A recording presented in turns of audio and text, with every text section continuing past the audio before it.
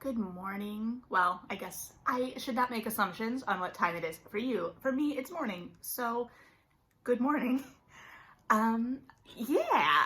So we're officially through the holidays of 2020, but I kind of wanted to circle back quickly before we leave it firmly behind because I want to talk about the books I gifted during the holiday season in 2020.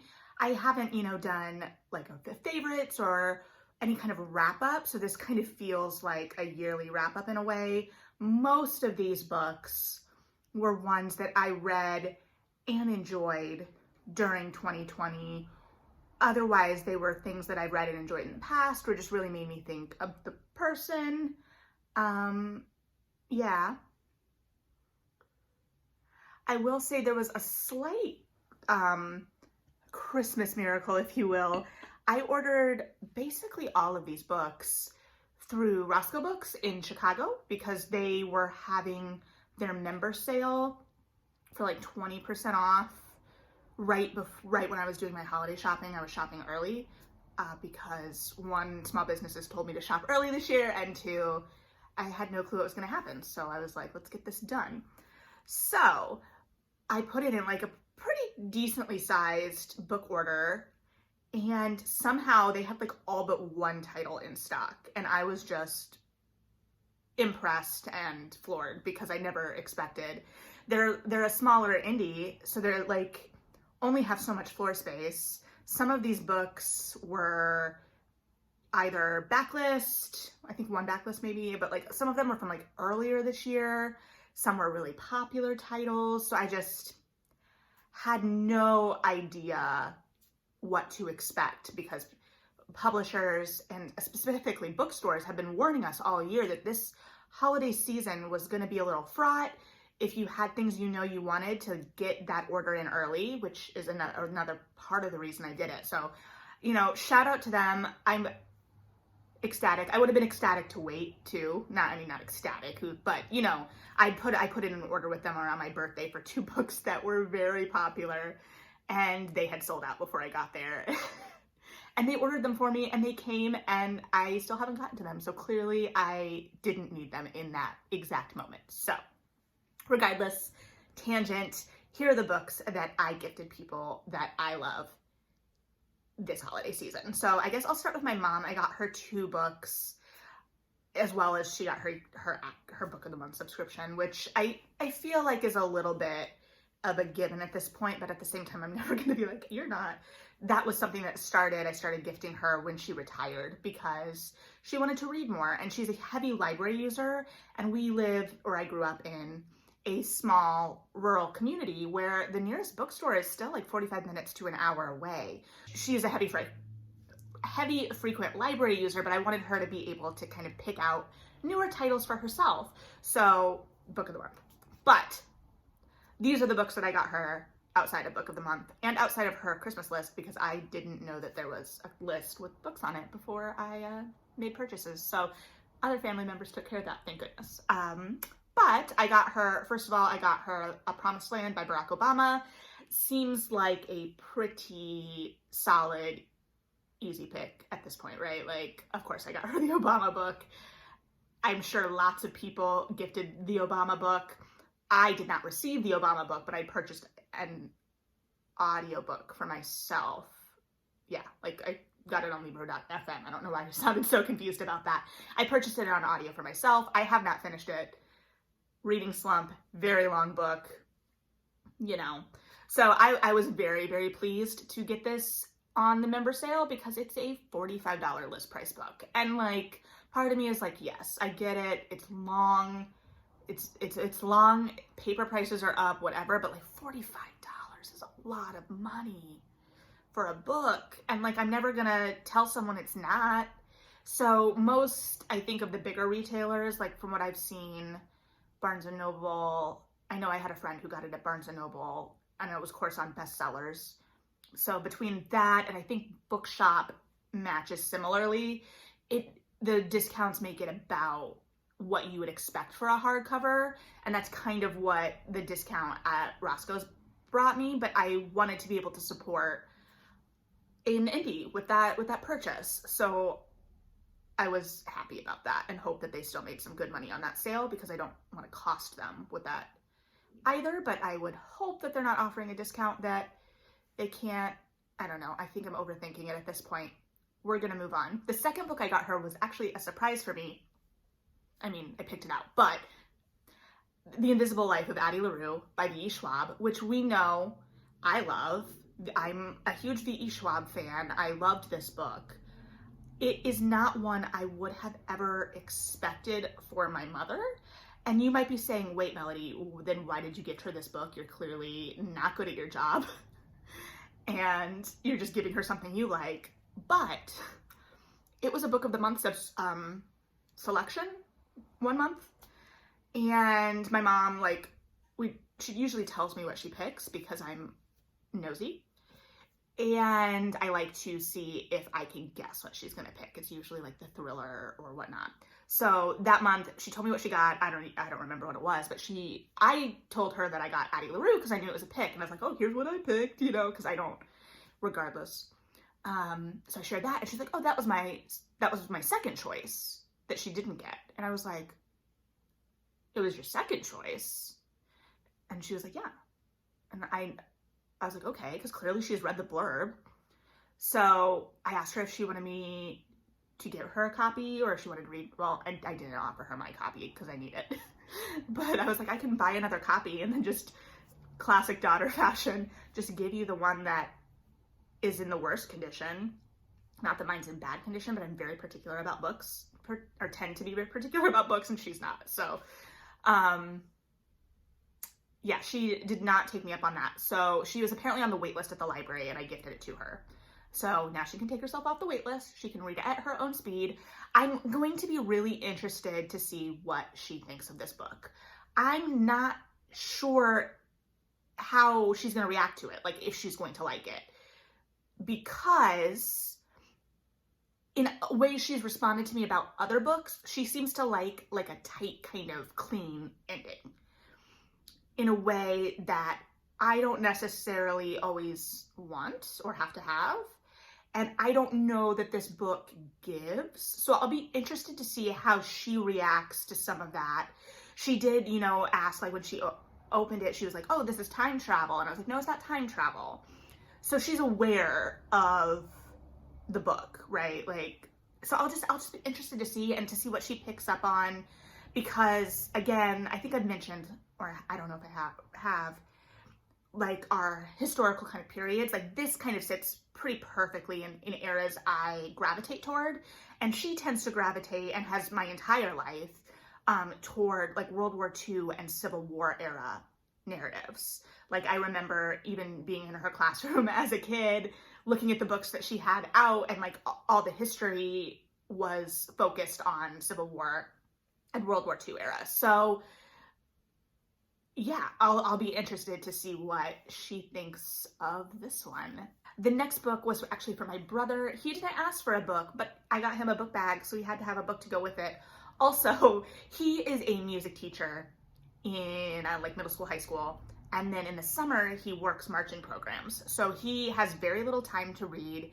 He can usually read like a book a year, like get to, like he's busy. So I take great pride when he asks me for recommendations, but he hasn't in the last couple years. Like I gave him a list back when I was a bookseller. That year he did Bird Box, and that was before the Netflix series dropped, but I think we knew it was announced. And I was like preparing my list the next year, and he like sent me a message at one point, like, just picked up this copy of Devil in the White City that you recommended last year. And I was like, all right, I did recommend that, because I'd sent him a whole list to pick from. Anyway, I haven't been asked for another list, so I just forced a book upon him, and that book was Bad Blood by John Carreyrou. I read this myself. I think I listened to the audiobook 2 years ago. I think it had to have been 2 years ago now. I forced my book club to read it. We just like sat in a custard shop, like going though and then and what and why. So it's just an easy, like quick narrative, and it's a narrative nonfiction that I think is really engaging, and I was interested in his reactions to a lot of the stuff in the book. So I will be interested. I'm sure he will look up her voice like I did the minute he's in that section. I was actually kind of sad because like the audiobook, well, I guess they would have had to get permission, so they couldn't have done that. Like, can you imagine if that audiobook had like, in the same way that nonfiction walked and had that little break with like pictures, that had like audio breaks of like interviews that they were referencing, or, you know, it's just a thought. It's interesting. Okay, so now we're on to the friend books. The first one I want to talk about is If I Had Your Face by Frances Cha.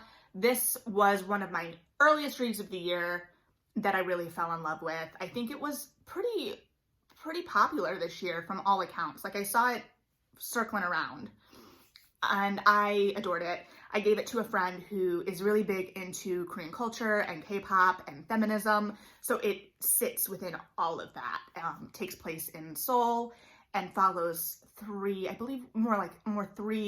young women in the city that are all living in this same building, and it really explores class and gender and all kinds of expectations and desires within these women's lives. And I loved it. I really loved it. And it was much, because I read it digitally, when I picked up the hardcover, it was much shorter than I remembered. So it's a literary read for sure, but it moves quickly and I think would be an easy book to get through and move quickly through. So I adore that book, and it makes perfect sense for this friend. I wondered about getting her something a little lighter and, to be completely honest, smuttier. But this one, like, she had to cancel a Korea trip. I had like a group of 4 friends that were going to go to Korea, going to go to Seoul this year, and they had to cancel in the same way that I had to cancel my Paris trip. So I wanted something that was like a nod to that, and I think she'll really enjoy it. So fingers crossed. The next book I gave to a friend was Godshot by Chelsea Bieker. This follows a young woman who's in basically a cult in California, I'm pretty sure, because it talks a lot about the drought. And this was also kind of a no-brainer for me. I had gifted her for her birthday Things in Jars and Red, White, and Royal Blue because she doesn't like romance. And she had indicated that Red, White, and Royal Blue she would be willing to try, so I gave it to her, and she did like it and was delighted, as everyone should be. Well, no, if you're not delighted, that's okay too. This book was one I was also considering getting her for her birthday, and I just didn't. So I was like, I have to get it for her for Christmas. And I actually talked to her on New Year's Eve.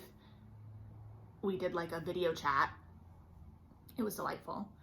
And she'd already finished it, which I was shocked by, because I got all of these books and I got them all with gift receipts because, one, I wanted them to be able to return with or exchange the book without having to tell me that I picked wrong, because I want them to enjoy the book, right? Like, I want them to have something to read that they're going to enjoy. I don't want to force. I picked things out for them that I thought that they would enjoy, and I take great pride in picking out books. But if I got it wrong, I got it wrong. She's been in a reading slump too, and I know that. She's been very busy at work. So I wasn't anticipating her getting to it anytime soon. I know she's been working on other things, and she was like, I finished that book you got me. And I was like, yeah. And she loved it. It's dark, it's weird. It's not weird in that there's nothing like mystical about it, but it's a lot. I'm gonna put like firm content warnings on it, especially in terms of like sexual stuff and abuse and rape. But it was a good book and she enjoyed it. The cult angle was the angle, right? Like, also feminism and like a strong young woman, and a stronger young woman who's kind of coming into herself and learning what the world is and what her life is. But yeah, so cult. If you're looking for a cult book, Godshot. This friend loves glitter. And the cover is perfect. Like, it's pure glitter. I actually had to use a different wrapping paper with her than I was using with others because it was going to clash with the cover of the book, and that was important. So,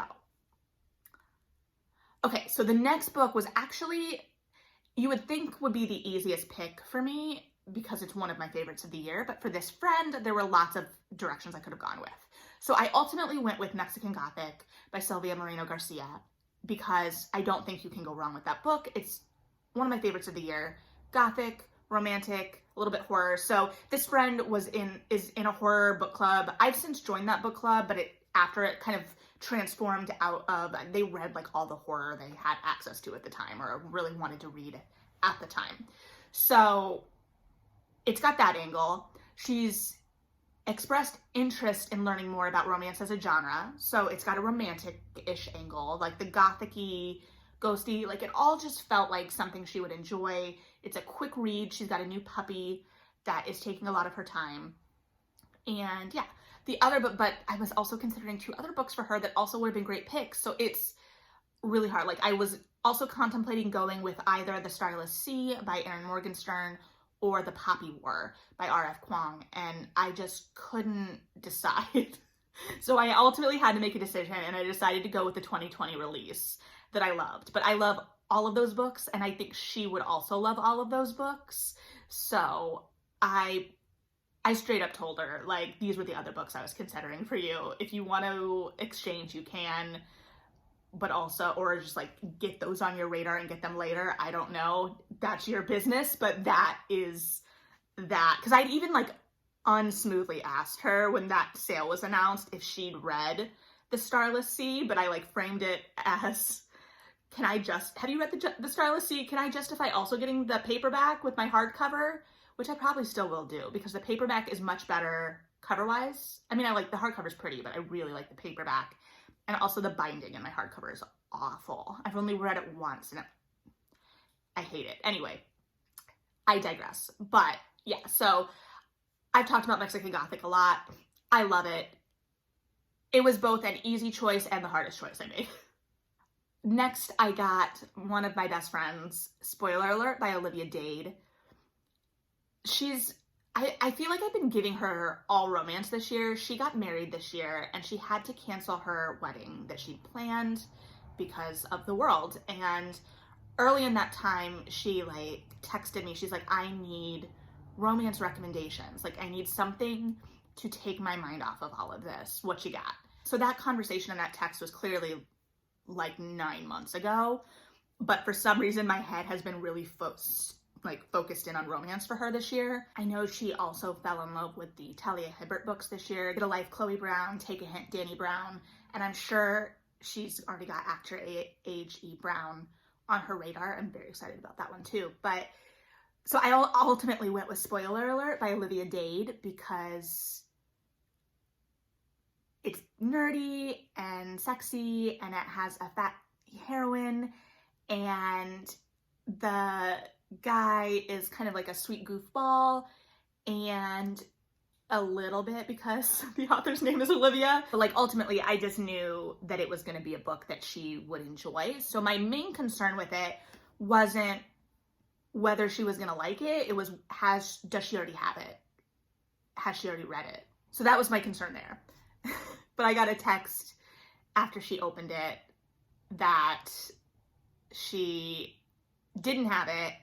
It was on her radar. She was very, had been wanting to read it. So she's like, I'm going to speed through my current read to get to this one. So that ended up working out. But yeah, I've been thinking about romance for her a lot. And I've been giving her books as I finish them that might fill that void all year. So the last one that I gave her that we talked about anyway was Date Me, Bryson Keller. And she's like, oh yeah, that was delightful. So you just never know when someone's going to need a delightful read. So these last 3 are a little, the first 3 friend books were a little weightier in terms of literary, maybe not, the endings, I don't know. I don't want to spoil anything for any of these books, but the second round were a little bit more these are books that will make you happy and feel like a hug. I mean, all the books are going to make you happy because they're delightful. I want to be clear. But, so the next book, I don't know if this person watches these videos and they do not have this gift yet, but whatever. Spoiler alert, David, um, is The House in the Cerulean Sea by T.J. Klune. I adore this book. I adore this book. And I've talked about it before, but it just felt perfect for this individual because it is a warm, accepting, fun narrative, and it's quirky and funny, and it's a little bit sharp at times in terms of like, I don't know how to explain it. It's not like mean or inconsiderate, but it's like a little bit biting sometimes in its narrative humor, but also just like a big hug, which I think I've said before. And this, I know that this friend loves queer literature, and I know that it's been a rough year. It's been a really rough year. And so I wanted something that was fun and heartwarming and weird, and it felt perfect. So he's a big reader as well. Hopefully he doesn't have this one already or has already read it. If so, can exchange it. That's fine. Again, there are many more books, but that's what I picked out. This is also the book that I am forcing my book club to read this month. I don't often chime in on the book club picks, although it usually ends up working in my favor in that I already have it or I've already read it, which is really ideal for me because I'm really bad at being told what to read when. So my last friend I got, Check Please by Ngozi Ukazu. This is a delightful graphic novel. I got both of them because the last time I got him a graphic novel, I very meanly got him just the first volume of Wicked and Divine. And that was kind of rude of me, to be honest. Because you just want to keep going, and those are not as long as Check Please. Also, the way that volume 1 leaves off, I was like, well, I can't not get you a complete narrative, get you volume 2. It's the complete story. So I'm just getting everyone complete stories.